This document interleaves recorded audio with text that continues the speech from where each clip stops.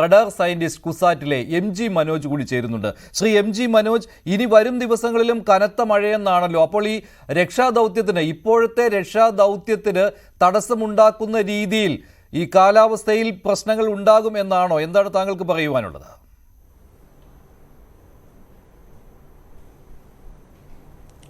Monsoon active ഫേസിലാണുള്ളത് എന്ന് പറഞ്ഞാൽ നമുക്കറിയാം, ഒരു സീസണിൽ തന്നെ ചില സന്ദർഭങ്ങളിൽ ശക്തമായിട്ടുള്ള മഴയും അതിനുശേഷം ഒരു ഗ്യാപ്പ് ഉണ്ടാവും, ഒരു ബ്രേക്ക് ഉണ്ടാവും, പിന്നെയും ഒരു ആക്റ്റീവ് ബ്രേക്ക് സൈക്കിളാണ്.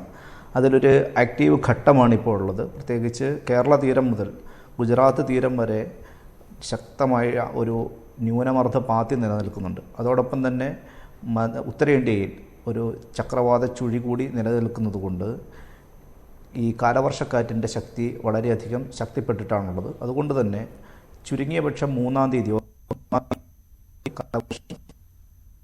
ശക്തമോ അതിശക്തമോ ആയിട്ടുള്ള മഴ മേഘങ്ങൾ ഉണ്ടാകുവാനുള്ള സാധ്യത പ്രത്യേകിച്ച് മധ്യ കേരളം മുതൽ വടക്കൻ കേരളം വരെ നിലനിൽക്കുന്നുണ്ട്. ഇന്നാണെങ്കിൽ കൂടിയും ഇപ്പോൾ കോഴിക്കോട്, മലപ്പുറം, അതുപോലെ വയനാട് ജില്ലകൾക്ക് മുകളിൽ വലിയ കട്ടി കൂടിയ മഴമേഘങ്ങളുടെ സാന്നിധ്യം കൊച്ചി റഡാറിൻ്റെ പരിധിയിൽ നമുക്ക് കാണുവാൻ സാധിക്കും. അതുകൊണ്ട് തന്നെ ഇത്തരം പ്രദേശങ്ങളിൽ വരുന്ന മണിക്കൂറുകളിൽ ശക്തമെന്നോ അല്ലെങ്കിൽ അതിശക്തമോ ആയിട്ടുള്ള മഴയ്ക്ക് സാധ്യത ഇപ്പോഴും നിലനിൽക്കുകയാണ്. ഏറ്റവും ചുരുങ്ങിയത് ഓഗസ്റ്റ് മാസം 3-ാം തീയതി അല്ലെങ്കിൽ 4-ാം തീയതി വരെയെങ്കിലും മഴയുടെ സൂചന ഇപ്പോൾ നിലവിലുണ്ട് എന്നുള്ളതാണ് ഇത് സംബന്ധിച്ച് പറയുവാനുള്ളത്. ശരി, ഇപ്പോൾ